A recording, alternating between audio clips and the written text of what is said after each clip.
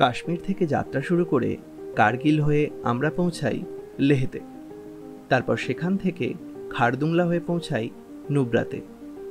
নুব্রা থেকে যাত্রা শুরু করে আগমসায়ক হয়ে তারপর আমরা যাই প্যাংগং শোতে, আর প্যাংগং থেকে পৌঁছাই হানলে। হানলেতে দুদিন থেকে আমরা কমপ্লিট করি highest motorable road of the world Umlingla. তারপর হানলে থেকে যাত্রা করে পৌঁছাই সৌমরিরিতে।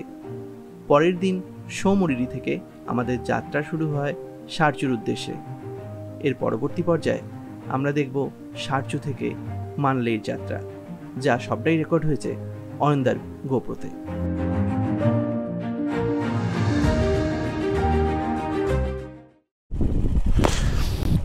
Good morning from Sharchu. কালকে আমরা এই ক্যাম্পগুলোতে ছিলাম। এই হচ্ছে মেন হাইওয়ে, আর এই হচ্ছে সামনের পুরো ভিউ। টেন্টগুলো আমাদের এক একজনের নিচে 900 টাকা করে, রাত্রের ডিনার আর সকালে ব্রেকফাস্ট মিলিয়ে, যদিও খুবই বেসিক। আর বাথরুমের অবস্থা খুবই খারাপ, তো খুব দায় না পড়লে এখানটাতে না ওঠাই ভালো। 75 কিলোমিটার পরে জিসপা, ওখানে গিয়ে স্টে করাটা বেটার। শারচু লে মানালি হাইওয়ের উপর লাদাখ এবং হিমাচল প্রদেশের বর্ডারে 13,783 ফুট উচ্চতায় অবস্থিত এক অসাধারণ ক্যাম্পিং স্টে গ্রাউন্ড। আমরা শারচু থেকে বেরিয়ে ব্রিজ ক্রস করে প্রবেশ করলাম হিমাচল প্রদেশে।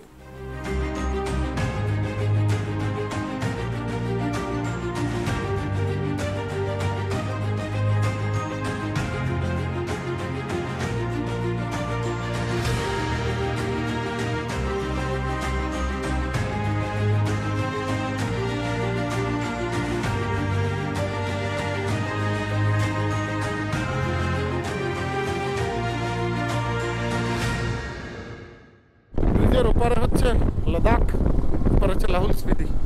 দিল্লি 782, কেলং 107, চণ্ডীগড় 535, মানালি 222। এরপর লে মানালি হাইওয়ের কিছু ভয়ঙ্কর সুন্দর রাস্তা ধরে আমরা যাত্রা শুরু করলাম বারালাচালা পাসের উদ্দেশ্যে।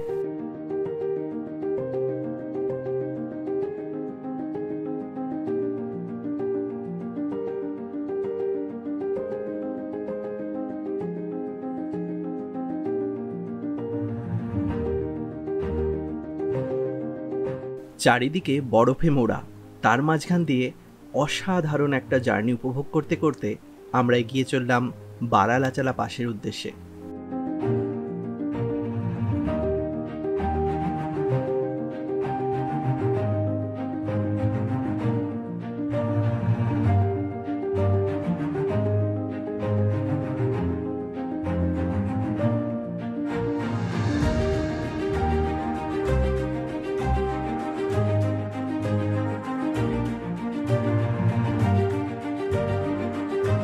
এই রাস্তা ছিল ভয়ঙ্কর রকমের দুর্গম।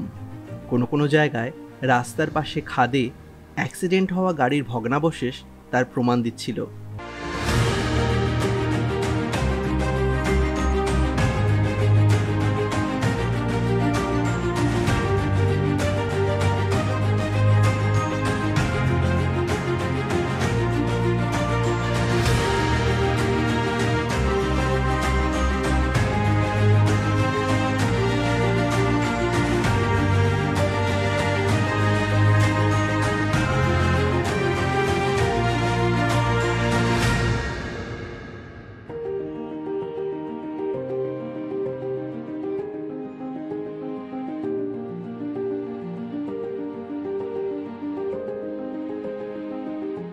চারিদিকে ধপধপে সাদা বরফে মোড়া রাস্তা দিয়ে মন্ত্রমুগ্ধের মতো আমরা এগিয়ে চলেছিলাম।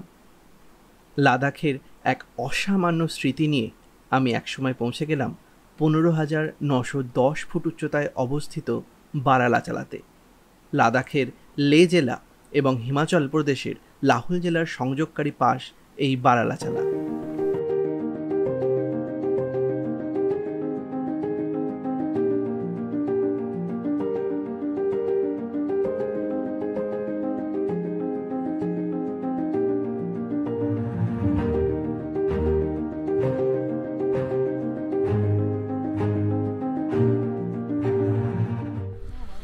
বারালাচালা টপ, অল্টিটিউড হচ্ছে 4,850 মিটার।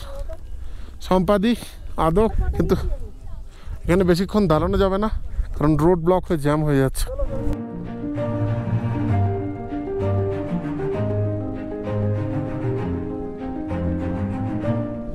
আমার লেফট সাইডে এটা পুরোটা সুরজতাল, ঠান্ডায় একেবারে জমে আছে। সুরজতাল বারালাচালা ক্রস করেই রাস্তার বাম পাশে অবস্থিত এই লেকটি ভারতবর্ষের তৃতীয় উচ্চতম লেক এবং ভাগা নদীর উৎপত্তিস্থল।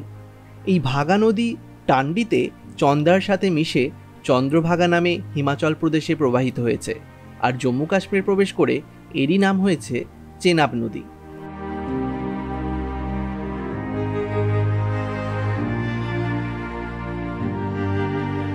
সুরজতাল ক্রস করে আমরা এগিয়ে চললাম জিসপার উদ্দেশ্যে। পথে পড়বে Zingzingbar. Zingzingbar cafe and night stay. এখানটাতে 2019-এ যখন এসেছিলাম তখনও দাঁড়িয়েছিলাম।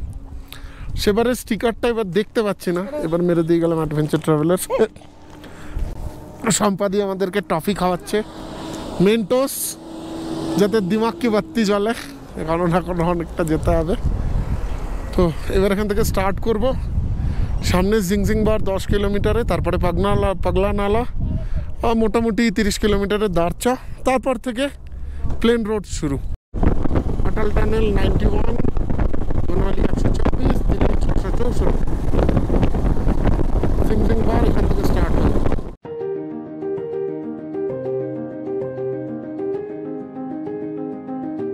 হ্যাঁ, আসো আসো, ফুল থ্রটল মারো, ফুল থ্রটল হয়ে গেছে। আসো আসো আসো আসো, গুড গুড গুড, চলো।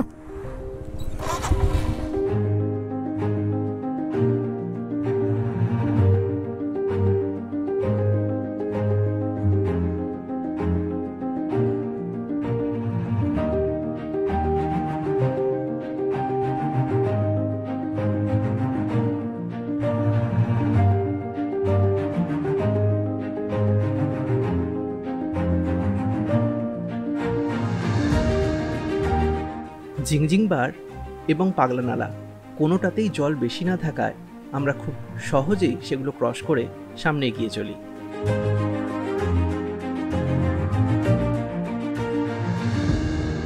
পুরো রাস্তাটা বহুত চাপের, যেখান থেকে সেখান থেকে পাথর ছিটকে ছিটকে বেরিয়ে আসছে, শুটিং স্টোন।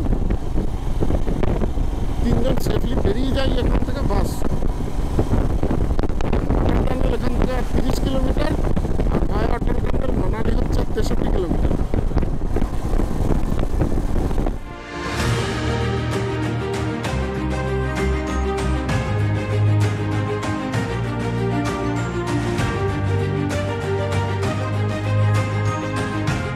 এইভাবে এক সময় আমরা এসে পৌঁছালাম সেই বিখ্যাত অটল টানেলে।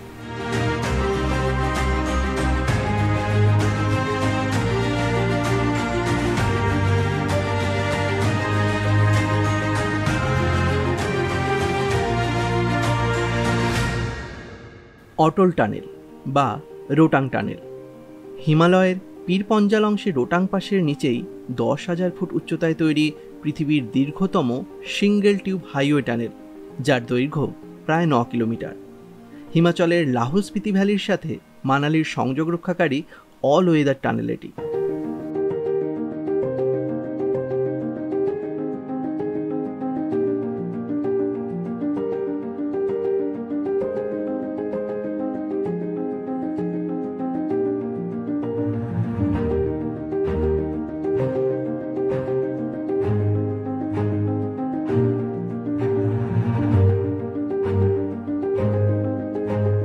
এইভাবেই একসময় আমরা এসে পৌঁছালাম মানালিতে।